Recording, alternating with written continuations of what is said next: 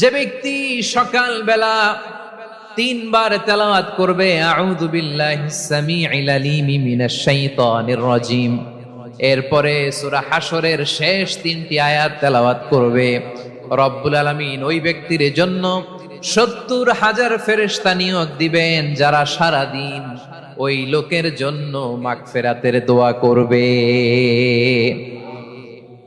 শুধু এখানেই শেষ নয়, বিশ্বনবী ফরমান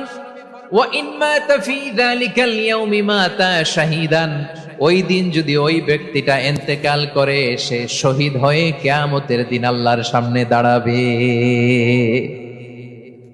সকালবেলা যদি পড়েন তিনবার আউযু বিল্লাহিস সামিউল আলিম মিনাশ শাইতানির রাজিম তিনবার পড়ে সূরা হাশরের শেষ তিন আয়াত যদি তেলাওয়াত করেন, তাহলে আপনার জন্য আল্লাহ তাআলা ৭০,০০০ ফেরেশতা নিয়োগ করবে। সারা দিন তারা আপনার জন্য মাগফিরাতের দোয়া করবে, আর ওই দিন ইন্তেকাল করলে আল্লাহ তাআলা শহীদ হিসেবে আপনাকে কিয়ামতের দিন দাঁড় করাবে। সুবহানাল্লাহ, এত আস্তে।